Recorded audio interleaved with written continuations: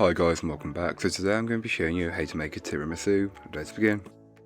To get started on the recipe, you'll want to grab yourself a mixing bowl and place in all of your egg yolks and sugar, around 3/4 of the sugar I should say. Then just mix that on a high speed until it becomes lighter and paler in colour. It should increase in volume as well. While that's doing its thing, you can go ahead and grab yourself a mixing bowl and place in your egg whites and just whisk them until they are, you'll go through the frothy stage like what we are here. Then they'll start to hold their own shape and become stiff peaks, and this is what you're looking for, so don't take it any further than that. You'll want to start adding your sugar at that stage and just whisk it in a small amount at a time until it's fully incorporated. If the mixture looks granular, just keep mixing, it doesn't matter at this stage.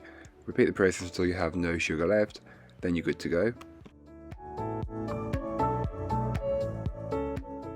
You can then go ahead and add in your dry ingredients, passing them through a sieve first, as you don't want any lumps in the mixture, as otherwise this will ruin the end result and that's not what you're looking for. So once all of your flour has been added, you can use a metal spoon to fold in the flour, and this will help to knock so much air out of the mixture, which is perfect. So just fold until it's fully incorporated. Then you can add in your egg whites in a couple of additions, 2 to 3 is perfectly fine. So add a small amount to start with, then fold that in, and you will notice the consistency change, and this is completely normal due to the egg whites being added. And here is what the mixture should look like once all of the egg whites have been added and incorporated. Place the mixture into a piping bag and then pipe out your sponge fingers. I've drew some templates on a piece of paper, but feel free to just eyeball it. As you can tell, not all of mine was the perfect length, but you can always trim them if you want to, but it doesn't really make too much of a difference as long as they're all similar shapes and sizes, it's fine. Repeat the process until you've got all of your mixture used up. This is optional, but I like to dust mine with a generous amount of icing sugar, and this will just help add that crispy outer edge that everybody likes on a sponge finger. You can then go ahead and bake these off in the oven. All that information will be on the blog post, which will be linked down below. So then to make the tiramisu cream filling, you can go ahead and add in your egg yolks and sugar into a bowl and whisk together on a medium-high speed until the mixture becomes lighter and fluffier. While that's doing its thing, whip your egg whites together until stiff peaks are achieved. The mixture should be smooth and glossy, and this is what you're looking for. Into the egg yolk and sugar mixture, it should look something like this.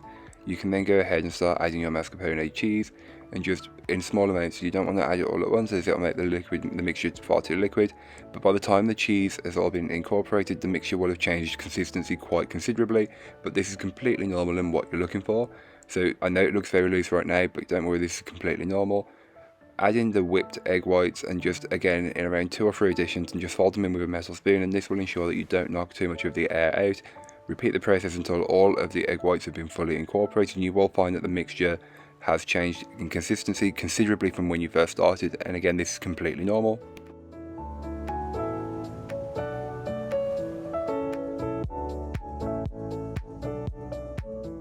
So to start the assembly of your tiramisu, go ahead and grab your bowl or whatever you're making your tiramisu in, and then take your sponge fingers and dip them in the coffee for no longer than 1 second to 2 seconds, and just get as many sponge fingers in there in a single layer as possible.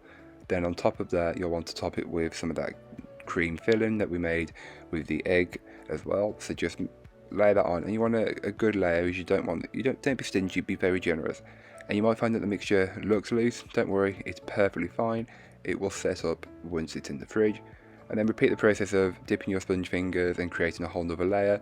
And then once that is done, you can top that with some more of the tiramisu cream filling, and this is what you do. And if you've got a bigger tin, use more. I was making multiple small ones as well for other people at work.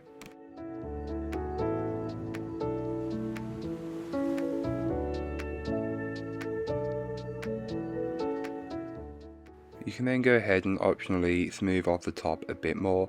I was trying to get a perfectly smooth top, but it doesn't always work that way. But once you're happy with it, you can then go ahead and finish it off by dusting it with a generous amount of cocoa powder. I use one with an edible glitter in just for added finesse at the end result, and there you go. Chill in the fridge and enjoy.